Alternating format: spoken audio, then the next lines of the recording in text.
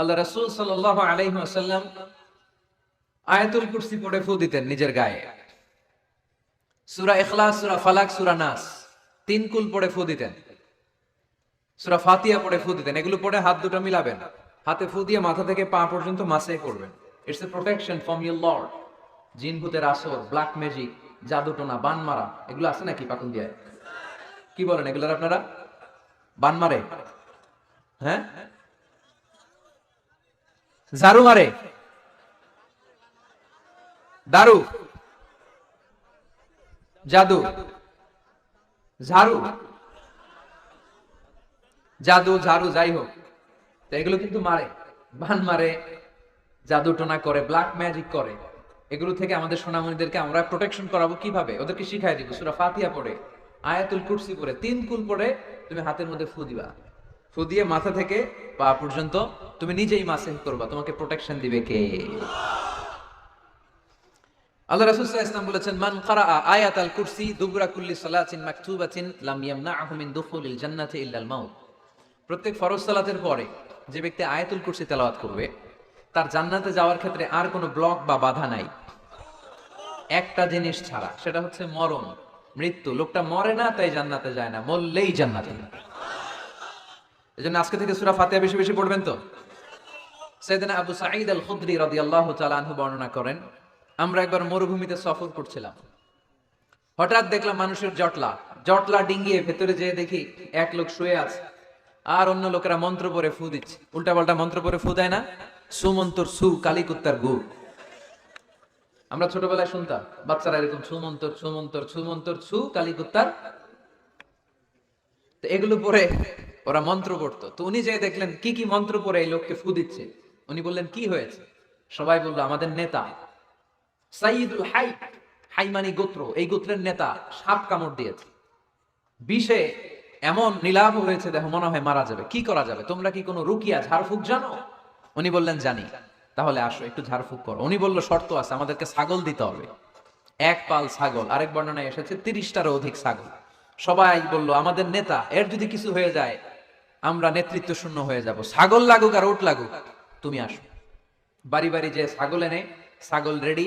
সাইয়েদনা আবু সাঈদ আল খুদরি রাদিয়াল্লাহু তাআলা আনহু পড়তে আরম্ভ করলেন, আলহামদুলিল্লাহি রাব্বিল আলামিন আর রহমানির রহিম মালিকি ইয়াউমিদ্দিন ইয়াকা না'বুদু ওয়া ইয়াকা নাস্তাঈন اهدنا الصراط المستقيم صراط الذين أنعمت عليهم غير المغضوب عليهم ولا الضالين পড়েন আমিন। উনি এটা পড়ে ফু দিলেন। ফু দিতে দেরি, মুহূর্তের মধ্যে সোয়া লোকটা বসে গিয়েছে। আবার ফু দিছে, এবার দাঁড়ায় গেছে। আরেকবার ফু দিছে, হাঁটতে শুরু করছে, একেবারে সুস্থ। সবাই তো অবাক, টাসকি খেয়ে গেছে। আবু সাঈদ আল খুদরি রাদিয়াল্লাহু আনহু বলে, টাসকি পরে খাও, আগে ছাগল দাও। কারণ ছাগল দেওয়ার কন্ডিশন ছিল না। ওরা ছাগল নিয়ে আসছে। সাইয়েদনা আবু সাঈদ আল খুদরি রাদিয়াল্লাহু তাআলা আনহু আনন্দে এবার ছাগল নিয়ে সাহাবাদেরকে নিয়ে রওনা। পথিমধ্যে লেগেছে প্রচন্ড ক্ষুধা। তখন তারা কয়েকটা ছাগল জবাই করে খেয়েছে। খাওয়ার পরে পেট যখন ঠান্ডা, তখন ব্রেইন সচল। উনি চিন্তা করতে আরম্ভ করলেন, হায় রে, কোরআন দিয়া ঝাড়ফুঁক করে যে ছাগল নিয়ে আসলাম, এটা যে খাইলাম, এই ছাগল নেওয়া জায়েজ হয়েছে কিনা এই মাসালা তো নবীরে জিজ্ঞেস করি নাই। কিন্তু ছাগল তো অলরেডি পেটে যায় হজম, কি করা? মদিনাতে যে জিজ্ঞেস করবো। মদিনায় যেই আল্লাহ রাসূল সাল্লাল্লাহু আলাইহি ওয়াসাল্লামের দরবারে যে জিজ্ঞেস করলেন, ইয়া রাসূলুল্লাহ, এমন এমন ঘটনা, ঝাড়ফুঁক করে আমরা ছাগল এনেছি, এটা কি জায়েজ হয়েছে? আল্লাহ রাসূল সাল্লাল্লাহু আলাইহি ওয়াসাল্লাম বলে, জায়েজ হয়েছে মানে? অবশ্যই জায়েজ হয়েছে। কোরআনের দাম বাড়ায় দিয়ে আসছো মিয়া, ছাগল কিছু থাকলে আমার ঘরে পাঠায়। সুবহানাল্লাহ পড়তে পারলেন না? ওয়ালাকাদ আতাইনাকা, বুখারীর হাদিস, ওয়ালাকাদ আতাইনাকা সাবআম মিনাল মাসানি ওয়াল কুরআনাল আযীম। নবী হে, নিত্য পাঠনীয় সপ্তবাক্য দিয়েছি, যেই দোয়া পড়ে ফুল দিতে দেরি, অসুস্থ ব্যক্তি সুস্থ হতে দেরি হয়। এজন্য আল্লাহ ইরশাদ করেন, অনুনাজ্জিলু মিনাল কুরআনি মা হুয়া শিফাউ ওয়া রাহমাতুল লিল মুমিনিন ওয়া লা ইয়াজিদুয যালিমিনা ইল্লা খাসারা। এই কোরআনকে আমি শিফা হিসেবে নাজিল করলাম, এই কোরআনকে আমি রহমত হিসেবে নাজিল করলাম, এই কোরআনকে আমি তোমাদের জন্য হেদায়েত হিসেবে নাজিল করলাম। তোমাদের কোরআন রহমত এনে দিবে, বরকত এনে দিবে, শিফা এনে দিবে, কিন্তু জালেমদেরকে কিছু এনে দিবে না। ঠিক কি না?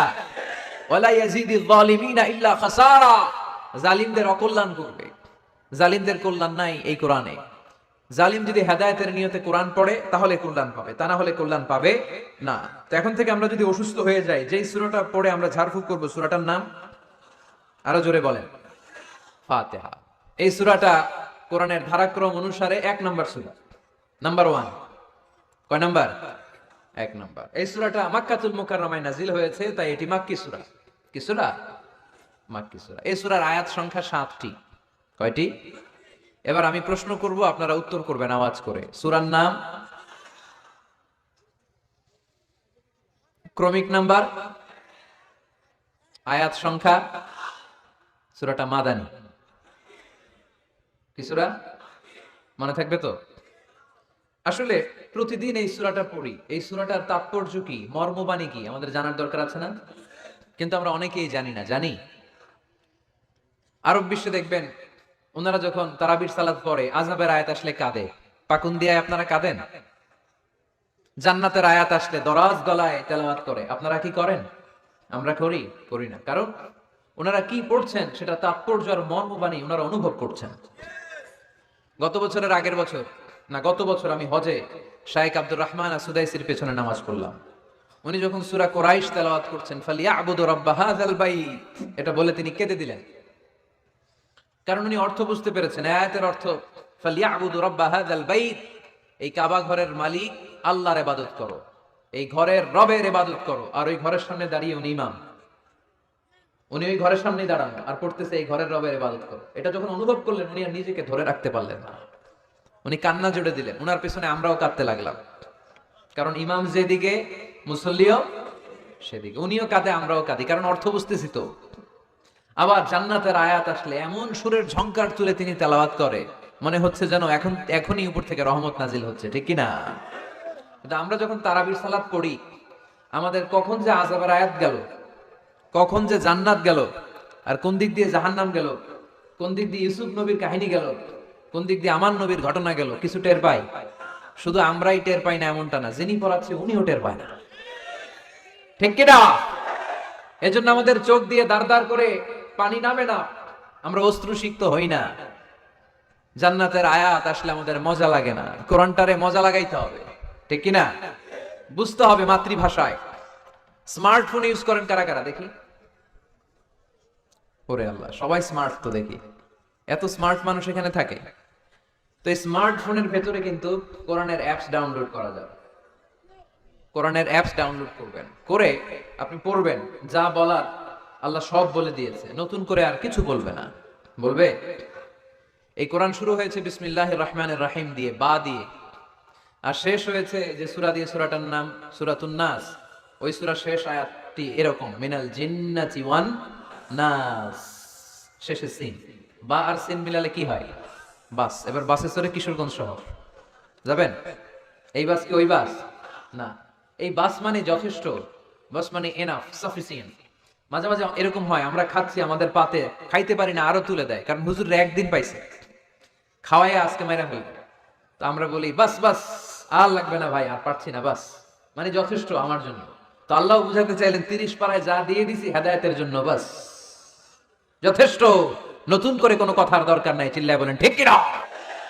It's a problem solving methodology, it's not a problem creating methodology. Quran কখনো প্যাচ লাগায় না, প্যাচ খোলে।